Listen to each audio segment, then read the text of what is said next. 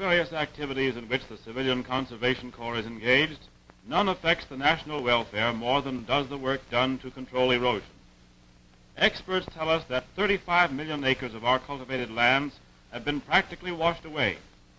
Besides filling reservoirs and irrigation ditches, this great mass of fertile soil washed into our streams and rivers swells the volume of floods and increases their damage. Controlling erosion is therefore one means of controlling floods. These scenes show how washing has ruined southern cotton land, once rich and productive. This extensive waste of national wealth is due largely to human ignorance and carelessness. This virgin forest forms its own protective cover against erosion. The thick blanket of rotting leaves and needles and matted roots checks the runoff and prevents the soil from washing. Logging operations improperly conducted may destroy this forest cover and lay the soil open to the erosive action of flood water. Clearing land for farm use has much the same effect as logging because it destroys the natural cover that protects the virgin soil. Extensive erosion has been caused by clearing of land that is too steep for farming. The results of such ill-advised clearing is shown here.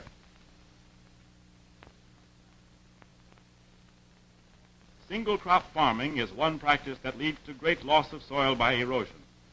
Whenever a crop like cotton is grown on the same land year after year without the use of cover crops, the land becomes increasingly subject to erosion. This is a common sight in cotton ground. Highway culverts built with no regard to the lay of the land also cause erosion. Still another, and in many regions a major factor, is the practice of burning off annually both fields and woodlands. Fires destroy humus in the soil and thus make way for the cutting action of running water. Each year, 100,000 acres of American farmlands are rendered worthless by erosion. Not only worthless, in many cases the land as farmland ceases to exist. Fields below eroded areas frequently are ruined by sand washed down from above. Homes are often undermined by gullies. This is not an unusual sight in badly eroded areas. Here is a rural graveyard doomed to destruction by erosion. It is perched on the edge of an abyss into which it must surely fall before many years have passed. In the last stage of destruction by erosion, we have enormous gashes in the surface of the earth. Beginning with an innocent-looking furrow, these gullies become larger with every rain, branching out finger-like and eating their way into the countryside like cancers, swallowing up everything in their paths. The great gully at Lumpkin, Georgia, of which the abyss seen here is but a small portion, was started by the drip from a barn roof. It is now 9 miles long, enclosing a system of gorges 200 and more feet deep, and 70,000 acres of land have been washed away or covered up with sand. It is to prevent the recurrence of such destruction that the Civilian Conservation Corps has undertaken erosion control work in various badly eroded areas. It is a big job, but not hopeless. Even gullies like this may be controlled, but the land is now beyond reclamation for farming, forever a monument to man's carelessness. In many areas where terracing is practiced, the members of the Corps build dams to check and prevent erosive action of the runoff from the terraces. This scene shows Conservation Corps boys excavating for the foundation of such a check dam. We see them laying the foundations of the wall and apron in stone and cement. Native stone is used in this case because it is the cheapest material available.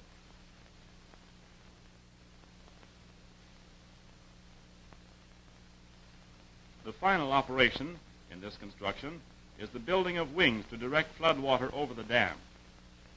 In Texas is this farmstead, which was threatened with destruction by a gully. The action of this gully was stopped by check dams, and the farmstead saved. The gully started in an old lane. Here we see a long terrace during a torrential rain, showing the check dam discharging at the end of the terrace on an apron of masonry. Another series of well-built check dams photographed at the same time. No erosive action here, but just look at this. Across the road at the same moment, an open ditch without such dams was swept by a raging torrent, carrying a burden of rich Texas soil toward the Gulf of Mexico. In the southeastern states, in the section known as the Piedmont country, check dams are built of the native timber.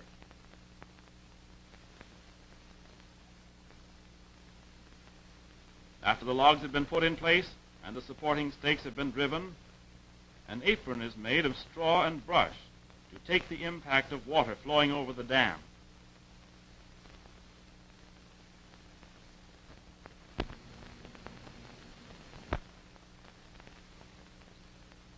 The apron is staked down, the earth about it is tamped hard, and the dam is completed.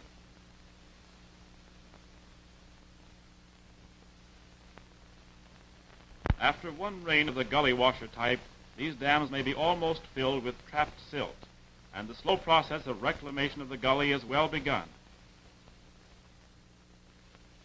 The upper portion of this large gully has been treated with adequate check dams and its sides sloped to facilitate the catch of vegetation. The final step in the reclamation of the gully is the planting of suitable trees and vines to protect the sides from washing.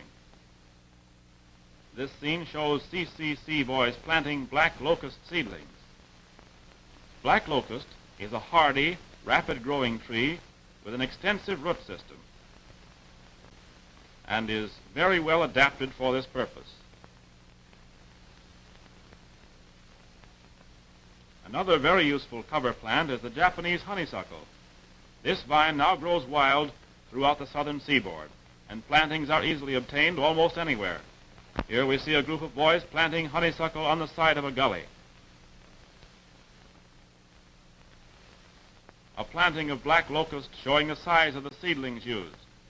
This was a large and rapidly growing gully before it was properly sloped and planted. Just how effective planting of black locust may be is shown by this stand of 4-year-old locust in western Tennessee. 4 years after dams were built and seedlings planted, the reclamation of this gully is well advanced. The material of the original brush dam is now rotted, but grass has gained a foothold in the soil anchored by the roots of the locust trees, and erosion is checked. Thus, this great work of checking erosion goes forward. In some instances, operations of considerable magnitude are involved, as, for example, in the reclamation of the Great Hamer Gully in Mississippi. This gully, started only 40 years ago, is now 3,000 feet long, 215 feet wide, and 75 feet deep. Over 12 million cubic feet of earth have been washed from this one-time prosperous farm. Sand many feet deep now covers large areas at the mouth of this big Hamer Gully. All these trees are dead, smothered by sand.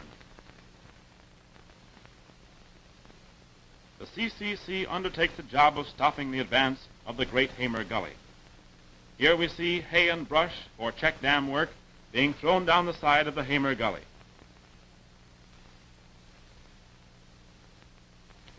This scene gives some idea of the depth and magnitude of this so-called gully. It is more properly a canyon. Check dam construction practiced here differs in detail from that which we have already seen. Hay and brush are used to form the apron and face of the dam.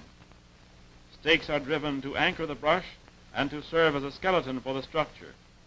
Then chicken wire is stretched from stake to stake across the gully, and a mat of brush is packed against this fence on the upper side. Here the workmen are anchoring the apron, placing the brush against the wire barrier, and putting the finishing touches on the dam.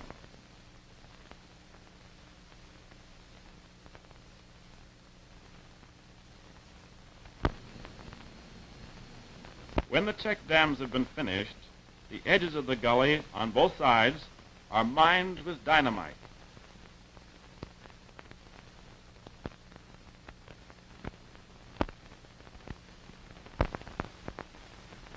And then the blast.